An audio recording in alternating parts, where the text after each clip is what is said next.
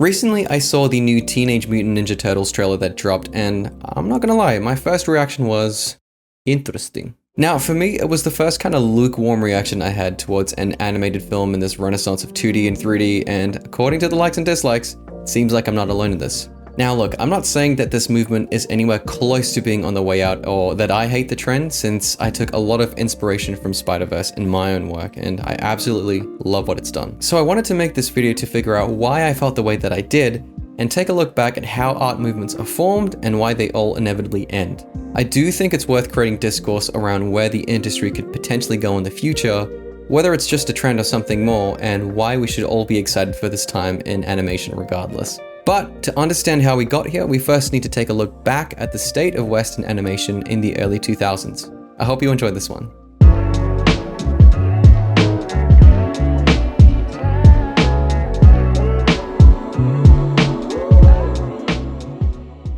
In 1979, George Lucas formed Lucasfilm's computer division, which was responsible for creating new technologies for the film industry. The computer division was headed by Ed Catmull from the New York Institute of Technology and later joined by Alvy Ray Smith, who was hired as director of computer graphics research. The group would go on to push what technology was capable of at the time, including the first entirely computer animated sequence for a feature film in Star Trek II: The Wrath of Khan. Later on in 1986, Steve Jobs would purchase the computer division from George Lucas and rebrand it as an independent group named Pixar. Eventually, the advancement of computer graphics led to the release of Toy Story 9 years later, which was the first feature film made entirely in CG. Following this release, more and more CG films propped up in the industry and continued pushing the boundaries of what was possible, with Pixar pioneering a lot of these technological innovations.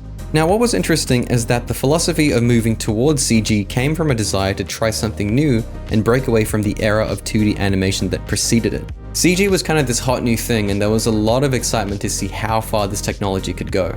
And now, almost 3 decades later, the improvement in CG is undeniable. However, for as photorealistic and powerful as the tech has become, there has been a lot of criticism towards it in recent years.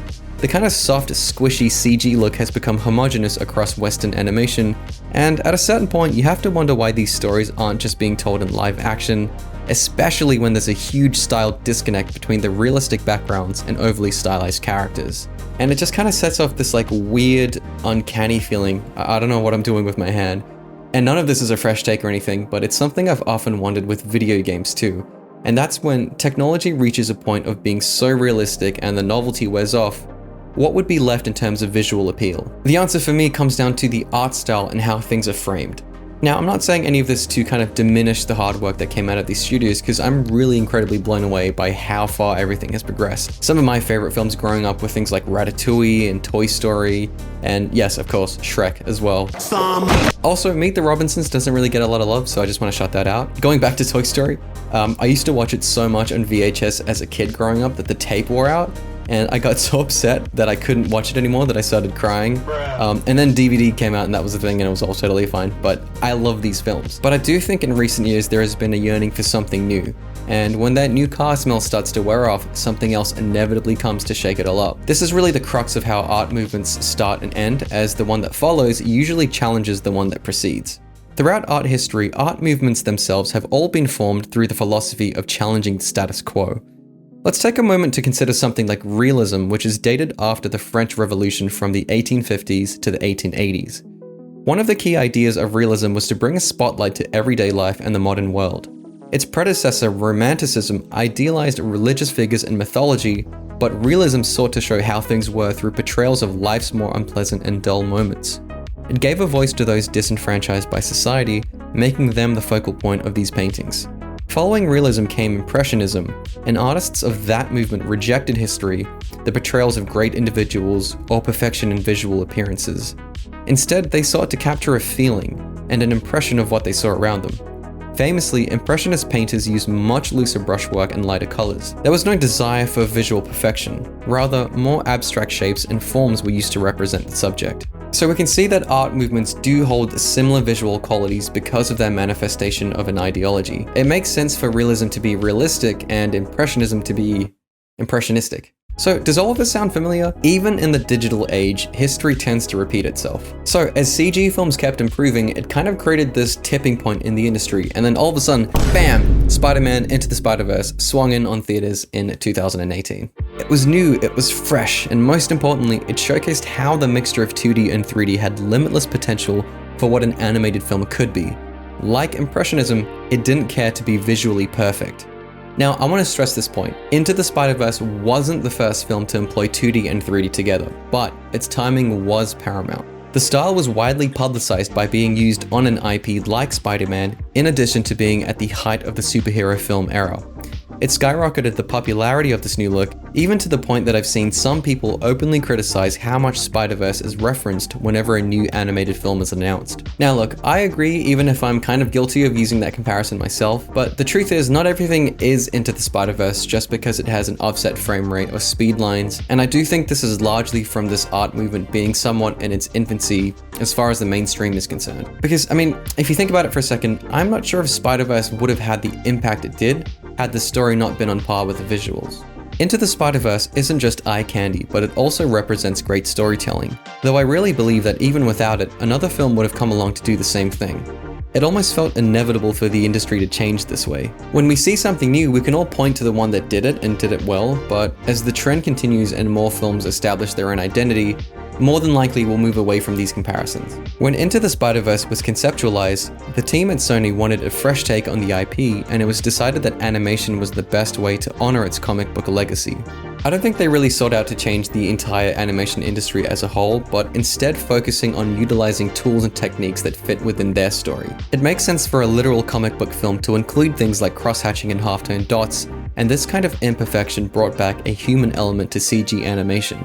So I also found this post on Reddit where somebody cataloged all of these animated films that follow the Spider-Verse look, and in preparation for this video, I decided to go ahead and watch all of them. I've already covered the art style of Intergalactic, which you can check out right here, and even interviewed its production designer Rob Ruppel, but I hadn't checked out the others. In The Mitchells vs. the Machines, the main character is a teenager named Katie who creates her own short films for the internet, often employing things like early 2010s meme and YouTube poop humor in her videos. So it totally fits when the film itself uses this at various points because it wants you to feel like Katie herself edited the movie. In The Bad Guys, we do get 2D speed lines and some 2D graphics, but I found its stylization to be much more fitting and coherent within the world it created. It feels more like embellishments here and there, but overall feels pretty close to previous animations we've gotten. Intergalactic is interesting because the plan was to go for a live action series, but instead the team wanted to use animation as a way to open up broader visual storytelling techniques. This is used to great effect when protagonist Jabari is floating through space lost in his thoughts, but even more so when other characters talk about love. The film changes animation styles entirely to drive the point home, which would be entirely lost in live action. And finally, for Puss in Boots: The Last Wish, it fully utilizes the fairy tale aspect of the Shrekverse and comes across like a watercolor painting in motion. The offset frame rate is present, but only during action sequences to make everything feel punchier and more impactful. But I particularly love the textures and the way that they're done in this film. So there are similarities to Spider-Verse, but at the end of the day, I really look at all of this as techniques. For example, I think about Impressionism, and just because everybody is using loose brushstrokes doesn't make all the paintings the same. Offset frame rates and painterly textures don't belong to Spider-Verse. Nobody really owns an art style, and it constantly gets remixed and changed the more people contribute to it. In saying that, all of these animations have referenced Spider-Verse in one way or another as inspiration in their productions, so I don't think it's crazy to make these comparisons either. Art is not created in a vacuum and is instead a constant cycle of artists and society influencing each other to create innovation. I will say, Puss in Boots is particularly interesting just because we've had other Shrek movies before and they decided to pivot and change into this new look. And you know, maybe this is why I felt a certain level of trepidation when watching the new tmnt trailer, just because there's a cynical part of me that wonders if this is going to become overplayed the more films do it. Kind of like how people grew tired of the Pixar CG style. But I don't know, I think I'm just being a little bit preemptive when the movie's not even out yet. I wonder, right, because it's almost like if the film does badly, then it's a Spider-Verse ripoff, but if it's really, really amazing, then it kind of gets to stand and be its own thing. I do think this is more commentary on trends in general and not necessarily just with the animation industry. When writing the script, I wanted to get a second, more experienced opinion, so I reached out to Sam Bradley via email, who is the current art director at Dontnod Entertainment Montreal.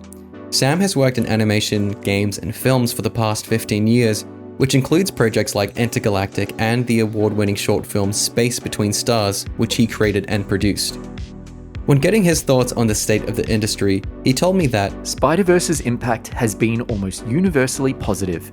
It's contributed to shifting both how animation gets made as well as consumed. Sam also went on to say that it broadened what people typically expect from big-budget Western animation and increased the visual potential of these projects too.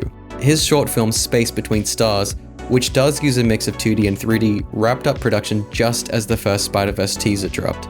So this does reveal that experimentation with 2D and 3D stylization was happening within the industry. As I mentioned earlier in the video, it almost feels like an inevitability with the clean look of CG merging together with the more traditionally hand-painted, handcrafted elements of art. Sam also mentioned that he could sense a lot of artists were hoping for something like Spider-Verse to come along and succeed at the scale it did. Because ultimately, at the end of the day, studios are really the ones that are greenlighting these projects to even get made in the first place. So the way that I see it, Spider-Verse just came along and hit the dam, and the dam broke, and it led to this wave of experimental titles.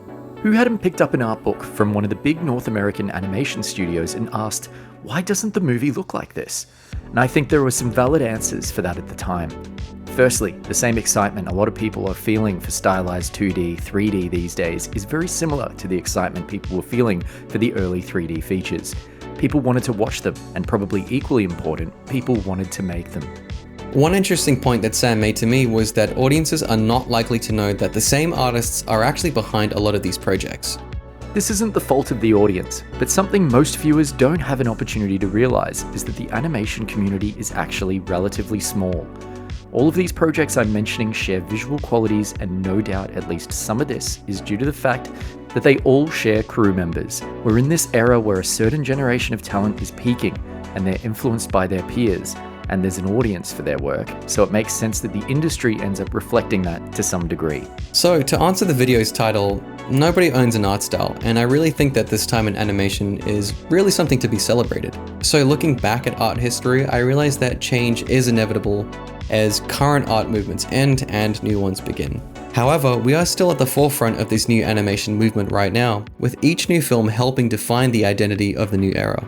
I just wonder what we should call this new art movement, like should it be called something like 2D, 3D stylization, or graphic reduction, or animated impressionism? Does it even really need a name? It's not for me to decide, but just some food for thought. Anyway, that's going to bring us to the end of this video. Thank you so much for listening. I hope you have a good one, and until next time, take care and stay safe.